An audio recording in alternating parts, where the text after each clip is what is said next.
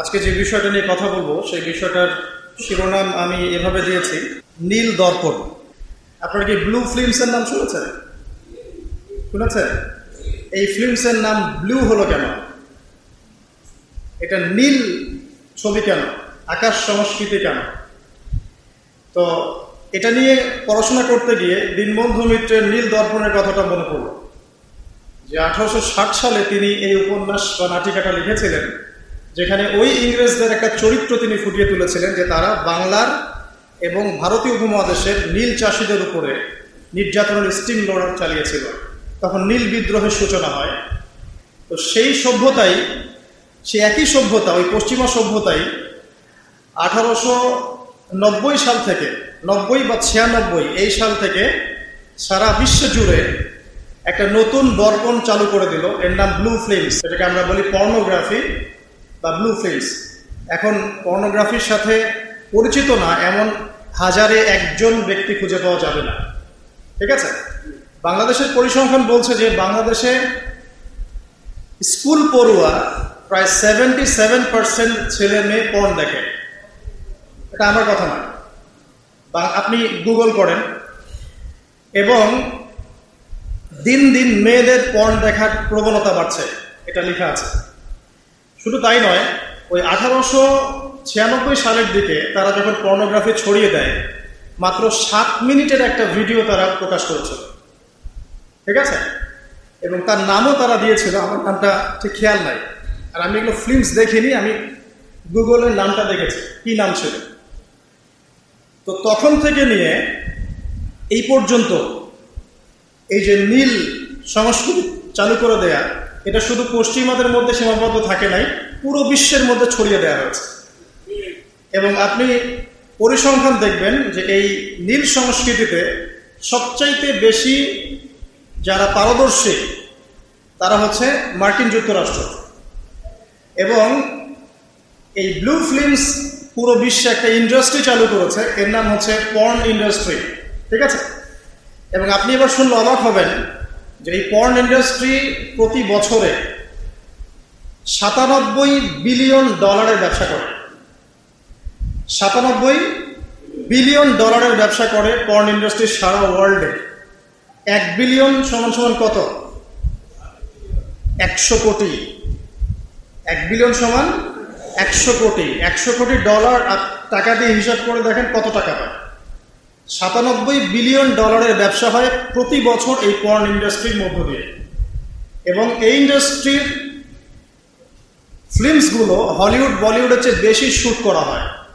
এবং আমেরিকার Los Angeles নামক একটা জায়গা আছে না, এটাকে বলা হয় পর্নের স্বর্গরাজ্য।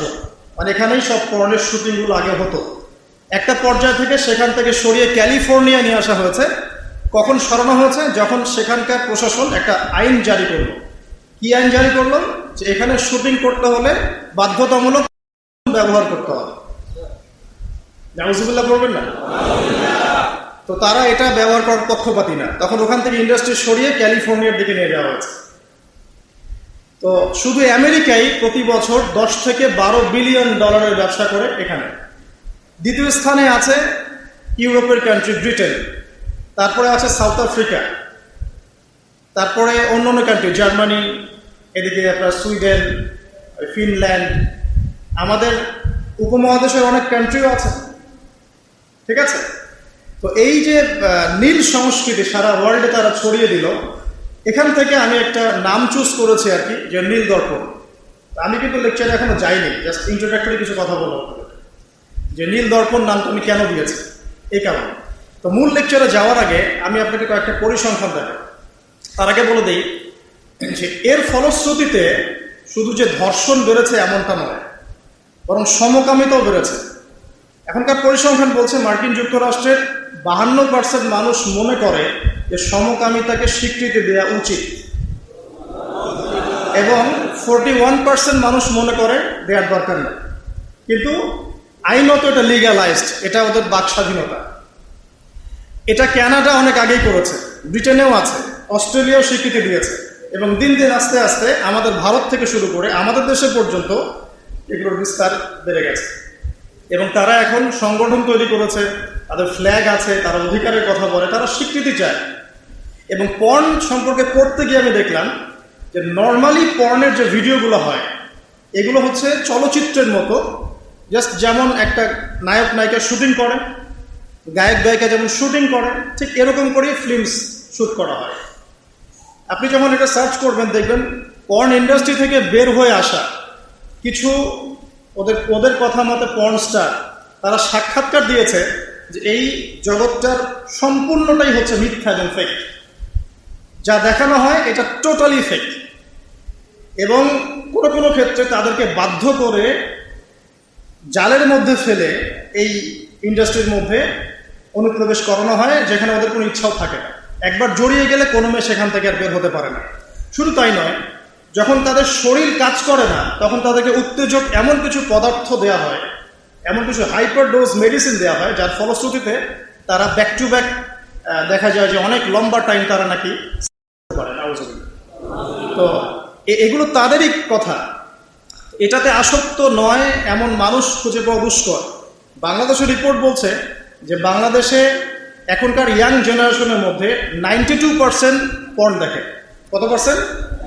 92%। এবং পর্ন যে ওয়েবসাইটগুলো আছে এগুলো এত বেশি শক্তিশালী, এগুলোকে হ্যাক পর্যন্ত করা সম্ভব নয়।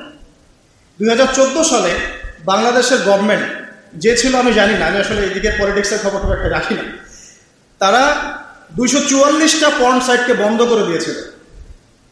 কিন্তু এমন একটা অ্যাক্সেস তারপরেও চালু ছিল যে অন্য থ্রু দিয়ে এগুলোতে ভিজিট করা যেত।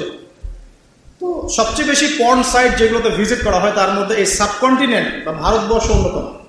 ঠিক আছে? তো এগুলোর ফলশ্রুতিতে শুধু ধর্ষণ বেড়েছে এমন নয়, বরং সমকামিতাও বেড়েছে। এবং দেখা যাচ্ছে যে এখন প্রতি 10 জন মানুষের মধ্যে একজন নাকি, এটা রিপোর্ট, প্রতি 10 জনের মধ্যে নাকি একজন বিপরীত লিঙ্গের দিকে নয় বরং স্বলিঙ্গের দিকে আকর্ষিত হচ্ছে। এবং এই মহামারীগুলো দিন দিন বাড়ছে। আমি যখন লেকচার শেষ করব তখন আপনাকে আমি কিছু হাদিস শোনাবো নবী সাল্লাল্লাহু আলাইহি ওয়াসাল্লামের এই যুগ সম্পর্কে কিছু ভবিষ্যৎবাণী।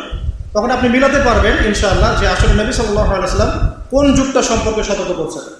তো মূল লেকচারে যাওয়ার আগে আমি আপনাদেরকে কিছু পরিসংখ্যান শোনাচ্ছি, একটু মনোযোগ দিয়ে শুনুন।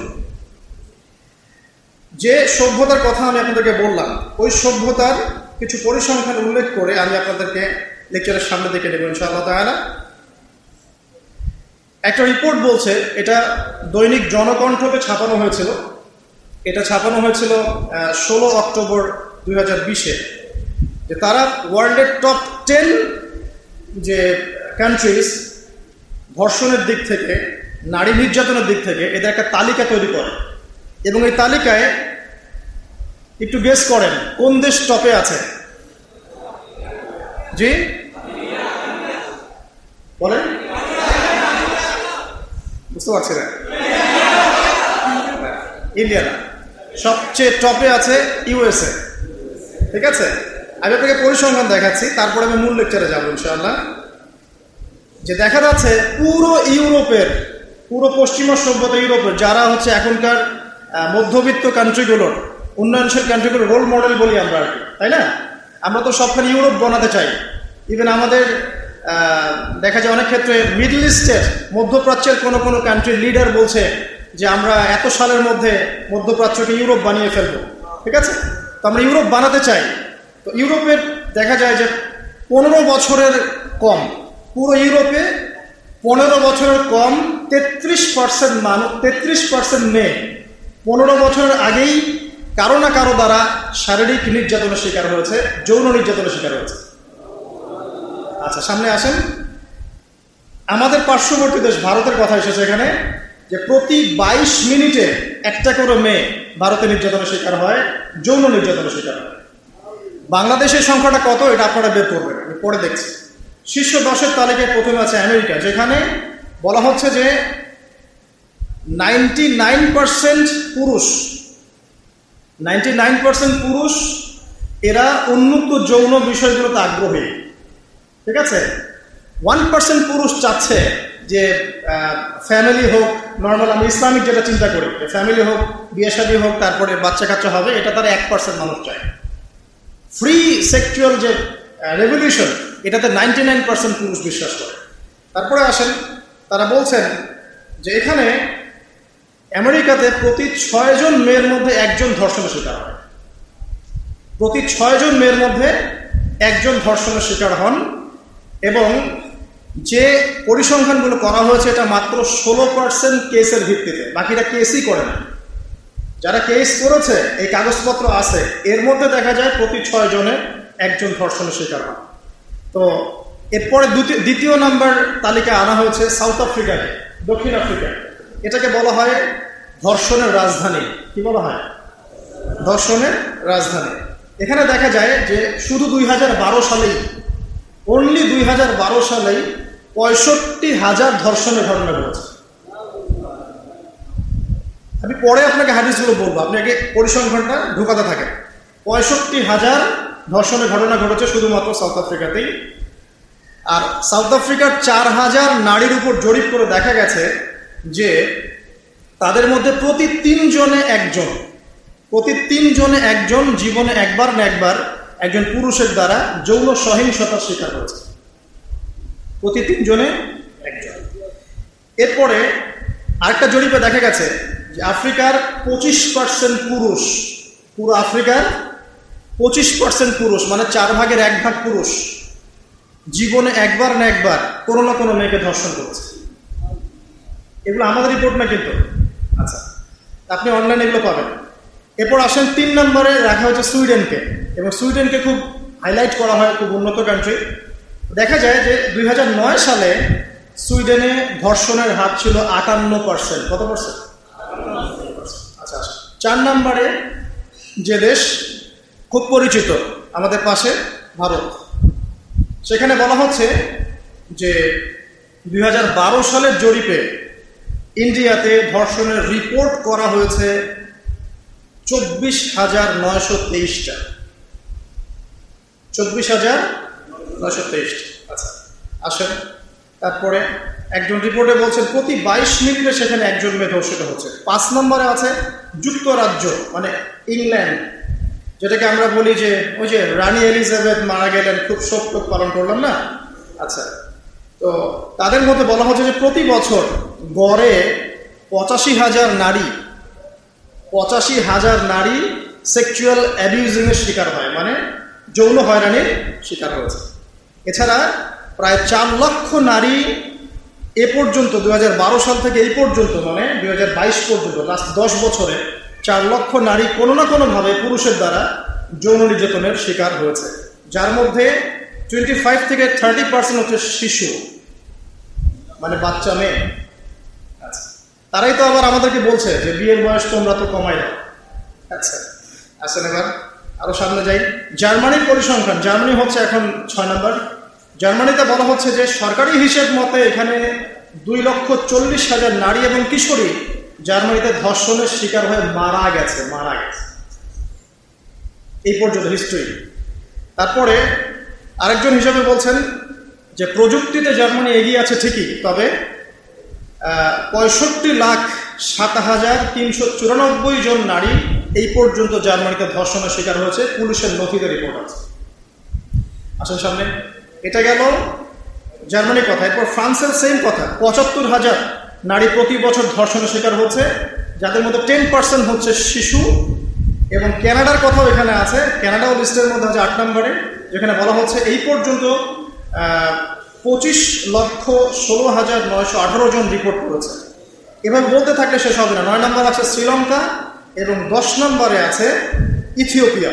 এই হলো 10টা দেশের তালিকা। আলহামদুলিল্লাহ, এখানে বাংলাদেশের নাম নাই। শুধু তাই না, বাংলাদেশ না, এই টপ 10-এর মধ্যে কোনো মুসলিম কান্ট্রির নাম নাই। ঠিক আছে?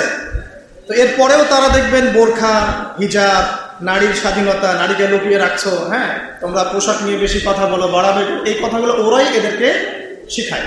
তবে খুশি হওয়ার কিছু নাই, আমি একটু বাংলাদেশের কয়েকটা ঘটনা শুনে তারপরে সামনে যাই। ঠিক আছে? আপনারা কি বিরক্ত হচ্ছেন? আচ্ছা, আজকে একটু শুরুটা করলাম একটু ভিন্নভাবে। আগে রিপোর্টগুলো শোনেন, তারপর আসল জায়গায় আছে। বাংলাদেশ, আপনার দেশকে ভালোবাসেন না? আচ্ছা, আমরাও ভালোবাসি।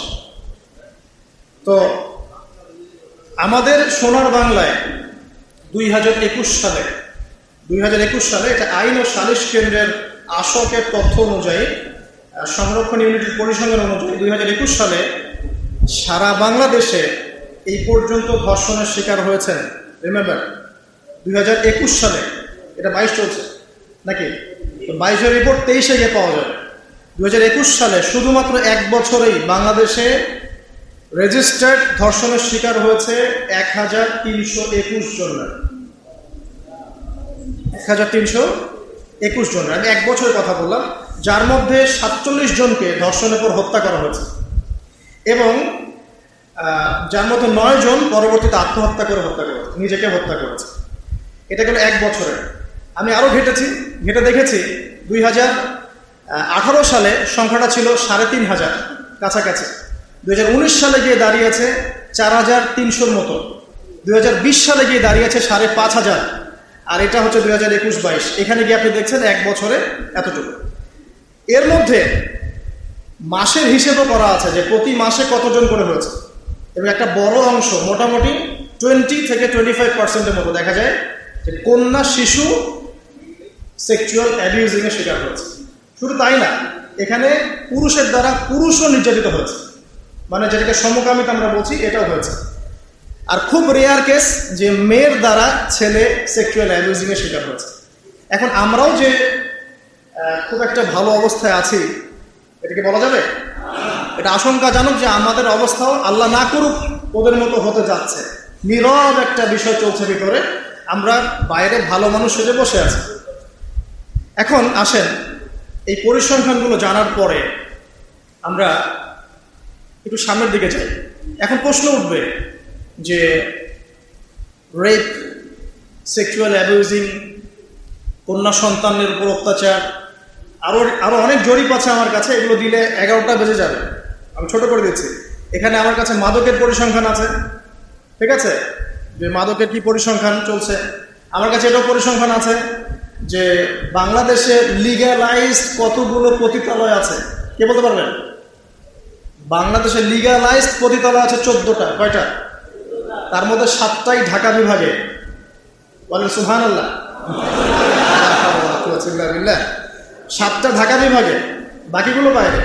মাদকেরটা আছে, সমকামিতার পরিসংখ্যান আমার কাছে আছে।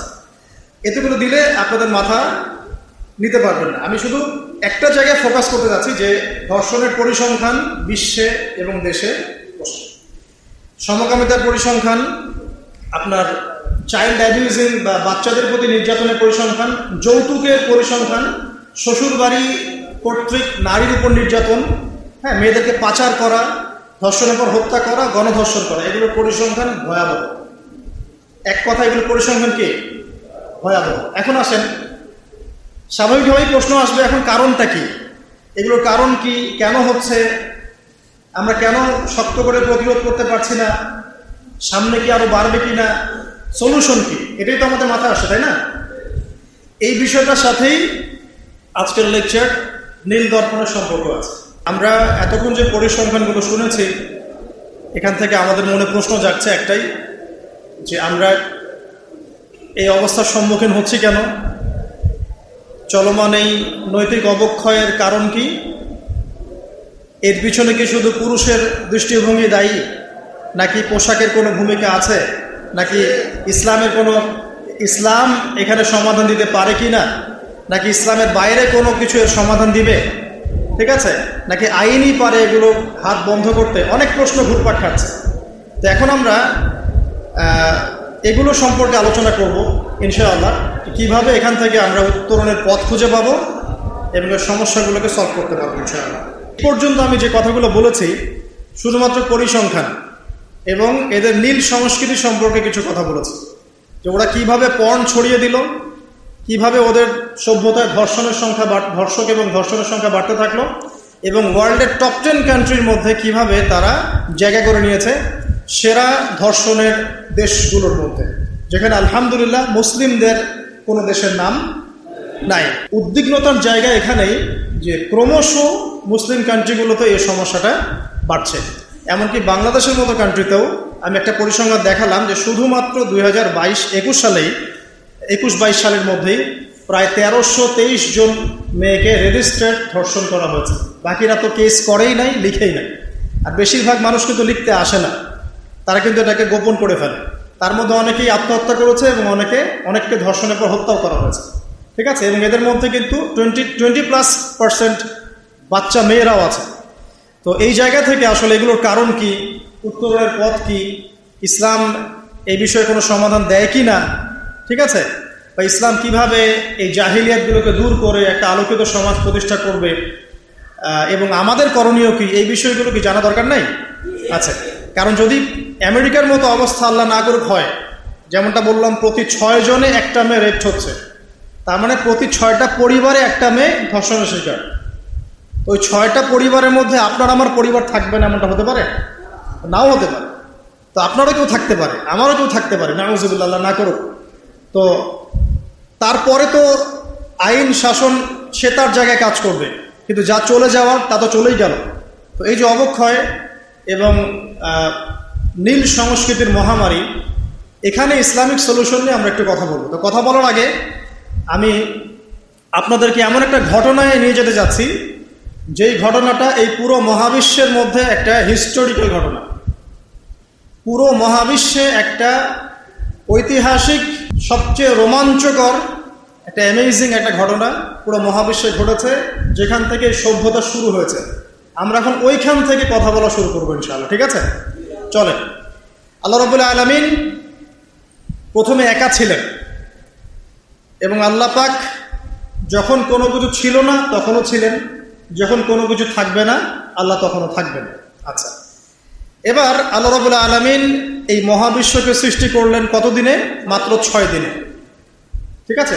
সৃষ্টি করার আগে আল্লাহ পাক আরশ সৃষ্টি করেছিলেন, এবং তারপরে কলম সৃষ্টি করেছেন, এবং কলম দিয়ে আল্লাহ রাব্বুল আলামিন পুরো তাকদীর লিখে ফেলেছেন কিয়ামত পর্যন্ত কি হবে আর না হবে, ঠিক আছে। এবং একটা সময় পর্যন্ত মানুষের কোনো ধারণাই মহাবিশ্বে ছিল না, মানুষ বলে কিছু আছে এরকম মানে কোনো কনসেপ্টই ছিল না মহাবিশ্ব। সূরা দাহারের 1 নম্বর আয়াতটা পড়ে দেখেন, অনেক পরে মানুষের সৃষ্টি হয়েছে মহাবিশ্ব, অনেক পরে। এর আগে আল্লাহ পাক অন্য মাখলুক সৃষ্টি করেছেন, জিন সৃষ্টি করেছেন, ফেরেশতা সৃষ্টি করেছেন ইত্যাদি। তো এই ঘটনা আল্লাহ পাক বলছেন সূরা বাকারা এবং সূরা আরাফ, এখানে মিক্স করে আমি বলছি। আল্লাহ পাক বলছেন, ওয়াইয ক্বালা রাব্বুকা লিল মালায়েকা ইন্নী জাঈলুন ফিল আরদি খলিফা। আল্লাহ পাক ফেরেশতাদেরকে ডেকে বলছেন যে আমি পৃথিবীতে আমার খলিফা পাঠাতে চাই, খলিফা পাঠাতে চাই, আল্লাহর খলিফা। তো আল্লাহর খলিফা কে? যে ব্যক্তি আল্লাহ পাকের বিধিবিধান মেনে চলে সে আল্লাহর খলিফা, তাই তো?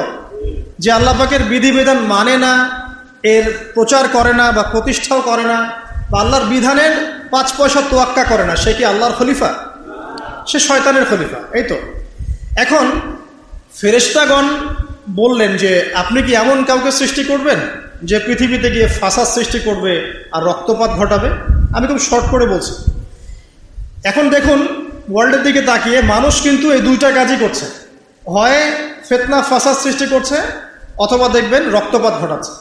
বিশ্বের দিকে তাকান, এক কান্ট্রি আরেক কান্ট্রির এগেনস্টে, মানে পারমাণবিক যুদ্ধ না বাধাতে পারলে ঘুম হচ্ছে না, হ্যাঁ, মানে পারমাণবিক যুদ্ধের দিকে ওয়ার্ল্ডকে না নিয়ে গেলে এদের ঘুম হচ্ছে না।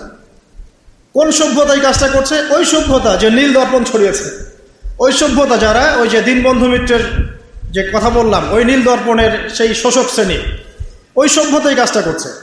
এবং আমি যে সালটা মেনশন করেছি যে 1896 দিকে প্রথম পর্ন মুভি যারা চালু করেছে, ঠিক ওই সময়ই তারা জায়নিস্ট মুভমেন্টও চালু করেছে।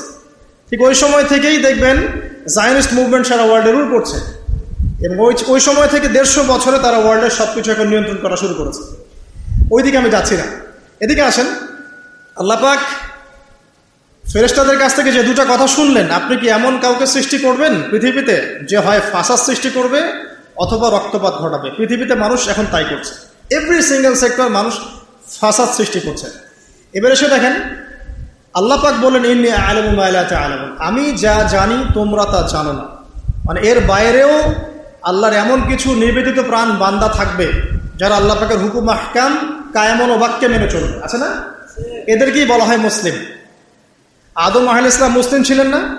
নূহ আলাইহিস সালাম মুসলিম ছিলেন, নবী মুসা, ইব্রাহিম, ঈসা সবাই মুসলিম ছিলেন না? তো তো যুগে যুগে যারাই আল্লাহ পাকের আদেশ মেনে চলেছে এরা সবাই মুসলিম ছিলেন। ইসলাম নতুন কোনো ধর্ম নয়, কিন্তু এটা চির প্রাচীন একটা রিলিজন। এটাই সবচেয়ে সনাতন রিলিজন, ঠিক আছে? এটা সবচেয়ে প্রাচীন রিলিজন এবং সবচেয়ে নতুন, সবচেয়ে আধুনিক। তো আল্লাহ পাক এটাই বলছেন, ইন্নী আ'লামু মা লা তা'লামুন, আমি যা জানি তোমরা সেটা জানো না। এবার আল্লাহ রাব্বুল আলামিন আদম আলাইহিস সালামকে সৃষ্টি করলেন। কি থেকে সৃষ্টি করলেন? কাদা মাটি থেকে। মনে থাকবে তো নাকি? কি থেকে সৃষ্টি করলেন? কাদা মাটি থেকে। এবার আদম আলাইহিস সালামকে সৃষ্টি করে আল্লাহ রাব্বুল আলামিন সমস্ত নাম শিক্ষা দিলেন। এখানে নাম মানে হচ্ছে জ্ঞান। নাম মানে শুধু আব্দুর রহমান, আব্দুর রহিম এই বিষয়টা নয়, কিন্তু নাম মানে পুরো মহাবিশ্বের যে মৌলিক জ্ঞানগুলো, যে জ্ঞানগুলো উপকারী, যা আদম আলাইহিস সালাম নিতে পারবেন, আল্লাহ পাক সেগুলো তাকে শিক্ষা দিলেন। শিক্ষা দেওয়ার পরে ফেরেশতাদের সামনে তাকে হাজির করে উপস্থাপন করে আল্লাহ পাক বললেন যে তোমরা এই নামগুলো বলে দাও দেখি। তো কোনো ফেরেশতা এই নামগুলো বলতে পারলো না। তারা বলল, লা ইলমা লানা ইল্লা মা আল্লামতানা, আল্লাহ আমাদের তো জ্ঞান নাই, যে আপনি শিখিয়েছেন অতটুকু জ্ঞান আছে, এগুলো আমরা জানি না। আল্লাহ পাক আদম আলাইহিস সালামকে বললেন তুমি নামগুলো বলে দাও। আদম আলাইহিস সালাম এবার দেধারসে সব নাম বলে দিলেন। তো এই জ্ঞানতাত্ত্বিক বিজয়ের ফলেই আল্লাহ রাব্বুল আলামিন এবার বললেন, ওয়াইসকুলনা লিল মালাইকাতি ইসজুদু লি আদম। আল্লাহ পাক এবার ফেরেশতাদেরকে বললেন তোমরা এখন আদমকে সেজদা করো। তো আল্লাহ পাক সমস্ত ফেরেশতাদেরকে দিয়ে আমাদের পিতা আদম আলাইহিস সালামকে সেজদা করালেন। একটু ভেবে দেখুন যে আমাদের পিতা আদম আলাইহিস সালাম, তাকে আল্লাহ পাক পুরো মহাবিশ্বের সমস্ত ফেরেশতাদেরকে দিয়ে সেজদা করিয়েছেন। আমরা সেই আদমের সন্তান। তো এখন যখন আমরা নামাজ পড়ি না, যাকাত দেই না, রোজা রাখি না, হ্যাঁ, সুদ খাই, ঘুষ খাই, জেনা করি, দুর্নীতি করি, তখন কি আমাদের মধ্যে এই ফিলিংসটা কাজ করে যে আমরা সেই আদমের সন্তান আলাইহিস সালাম, আমাদের পিতাকে আল্লাহ পাক এত সম্মানিত করেছিলেন, ফেরেশতাদেরকে দিয়ে সেজদা করিয়েছেন? আমরা কিন্তু এটা ফিলিংস আমাদের মধ্যে কাজ করে না। যাই হোক, আল্লাহ পাক বললেন ফাসাজাদু, সবাই সেজদা করলো, ইল্লা ইবলিস। কে করলো না? ইবলিস করলো না। এখন একটা নতুন সত্তাকে পেলাম, এর নাম কি? ইবলিস। এ কি ফেরেশতা না জিন? এ জিন। কানা মিনাল জিন। আচ্ছা, সে জিনদের মধ্যে একজন ছিল। সে কিন্তু অনেক জ্ঞানী ছিল এবং আল্লাহ পাকের অনেক বেশি ইবাদত করেছিল এবং মহাবিশ্ব সম্পর্কে কিন্তু ওর জ্ঞান আছে, ঠিক আছে? এবার আসেন, সেজদা না করার কারণ হিসেবে আল্লাহ পাক তাকে জিজ্ঞাসা করলেন, মা মানাআকা আল্লা তাসজুদা ইয আমারতুক, তোমাকে যে আমি আদেশ করলাম আদমকে সেজদা করো, তুমি কেন সেজদা করলে না? আল্লাহ পাক তাকে জিজ্ঞাসা করলেন কেন সেজদা করলে না? মা মানাআকা, কি তোমাকে বারণ করলো? আল্লাহ পাকে কি জিজ্ঞাসা করার কোনো দরকার আছে? আল্লাহ পাকের আদেশ লঙ্ঘন করেছে, আল্লাহ পাক বের করে দিতে পারতেন, তাই না? আল্লাহ পাক জিজ্ঞাসা করলেন। দেখেন কৈফিয়ত, জবাবদিহিতা। এবার ইবলিস বলছে যে আনা খায়রুম মিন, আমি তার চেয়ে উত্তম, আমি আদমের থেকে উত্তম। খলাকতানি মিন নার ওয়া খলাকতাহু মিন তিন, আমাকে তুমি সৃষ্টি করেছো আল্লাহ আগুন দিয়ে, আদমকে সৃষ্টি করেছো মাটি দিয়ে, আমি কেন তাকে সেজদা করব? তাহলে এখানে ইবলিস আল্লাহকে বোঝানোর চেষ্টা করছে যে আল্লাহ আপনি ভুল, আমি সঠিক। না, ব্যাপারটা তাই না? যে আমি তার থেকে উত্তম, আমি কেন তাকে সেজদা করব? সে তো মাটির তৈরি, আমি তো আগুনের তৈরি। মানে সে নিজেকে সঠিক প্রমাণ করার চেষ্টা করলো এবং আবা ওয়াস্তাকবার, সে অবাধ্য হলো, অহংকারও প্রদর্শন করলো। অহংকার করা, অবাধ্য হওয়া এবং এই বাতিল কিয়াস, এর ফলশ্রুতিতে আল্লাহ পাক তাকে বললেন যে তুমি এখান থেকে বের হয়ে যাও। ফাখরুজ মিনহা ফাইন্নাকা রাজিম, এখান থেকে বের হয়ে যাও, তুমি হচ্ছে অভিশপ্ত, ঠিক আছে? মাযউমান মাদহুরা, অভিশপ্ত হয়ে, লাঞ্ছিত হয়ে এখান থেকে নেমে যাও। এখানে অহংকার করার তোমার কোনো অধিকার নাই। এবার এই জায়গা থেকে আসল জায়গা শুরু। আসেন, আমাদের নীল সংস্কৃতিটা মাথায় রাখেন, ঠিক আছে? এবার ইবলিস চ্যালেঞ্জ করছে আল্লাহকে, রব্বি আনজিরনি ইলা ইয়াউমি ইউবআসুন। ইবলিস আল্লাহকে বলছে রব্বি, ইবলিস আল্লাহকে বলছে রব্বি, হে আমার রব, আনজিরনি, আমাকে অবকাশ দিন, ইলা ইয়াউমি ইউবআসুন, ওই দিন পর্যন্ত যেই দিন সবাইকে পুনরুত্থিত করা হবে, মানে কিয়ামত দিবস পর্যন্ত আমাকে অবকাশ দিন। তাহলে কিয়ামত যে হবে এই জ্ঞানটা আগে থেকেই ছিল মহাবিশ্বে, এটা নতুন কোনো জ্ঞান না, আগে থেকেই সবাই জানতো কিয়ামত হবে। তো ইবলিস এখন ওই সুযোগটা চাচ্ছে, আমাকে কিয়ামত পর্যন্ত অবকাশ দিন, হায়াত দিন। আল্লাহ পাক বললেন ফাইন্নাকা মিনাল মুনযারিন, যাও, তোমাকে অবকাশ দেওয়া হবে। এবার ইবলিস বলছে ফাবিমা আগওয়াইতানি, হে আল্লাহ, যে আদমের কারণে তুমি আমাকে এই যে বের করে দিলে, ফাবিমা আগওয়াইতানি লাআকউদান্না লাহুম সিরাতাকাল মুস্তাকিম। চ্যালেঞ্জটা শোনেন, একটু মনে রাখেন, আমাদের পিতাকে সম্মানিত করা হয়েছে, ইবলিস তাকে সেজদা করে নাই, ইবলিসকে বের করে দেওয়া হয়েছে, ইবলিস এবার চ্যালেঞ্জ করছে যে আদমের কারণে তুমি আমাকে আজকে বের করে দিলে আল্লাহ, আমি ওর সরল পথে ওত পেতে বসে থাকব। সারা জীবন এই কথাটা মনে রাখলে আমরা লাভবান হব ইনশাআল্লাহ। শয়তান ওত পেতে বসে আছে, শুধু তাই না, সুম্মা লাআতিয়ান্না মিন বাইনি আইদিহিম, এরপরে অবশ্যই আমি তার সামন থেকে আসব। কার সামন থেকে? আদম এবং তার সন্তানদের। মিন বাইনি আইদিহিম ওয়া মিন খালফিহিম, পিছন থেকে আসবো। ওয়া আন আইমানিহিম, তার ডান দিক থেকে আসবো। ওয়া আন শামাইলিহিম, তার বাম দিক থেকে আসবো। ওয়ালা তাজিদু আকসারাহুম শাকিরিন, আদম সন্তানের বেশিরভাগকেই তুমি শুকরগুজার পাবে না। ইবলিসের কথা ঠিক আছে? হিস্ট্রি ঘেটে দেখেন, বেশিরভাগ মানুষ কি আল্লাহ দ্রোহী না আল্লাহওয়ালা? বেশিরভাগ মানুষ আল্লাহ দ্রোহী। বেশিরভাগ মানুষ কি নামাজি না বেনামাজি? বেশিরভাগ লোক কি সুদ খায় না খায় না? বেশিরভাগ লোক এখন দেখেন মাদক খাচ্ছে না খাচ্ছে না? ম্যাক্সিমাম পর্ন দেখে কি দেখে না? ম্যাক্সিমাম জেনা করছে কি করছে না? বেশিরভাগই আল্লাহ দ্রোহী। খুব অল্প কিছু মানুষ, মুসলিমদের সংখ্যাই বা কত, তাদের মধ্যেও অল্প কিছু মানুষ খাঁটি আল্লাহওয়ালা আছে। এরপরেও দেখবেন আমাদের মধ্যে দুনিয়া প্রীতি আছে, অন্যের হক আত্মসাৎ আছে, ধর্ষণ আছে, পরকীয়া আছে, দুর্নীতি আছে, আছে না? অন্যের মাল লুণ্ঠন আছে, ডাকাতি চুরি আছে। তো বেশিরভাগ তুমি বেশিরভাগকে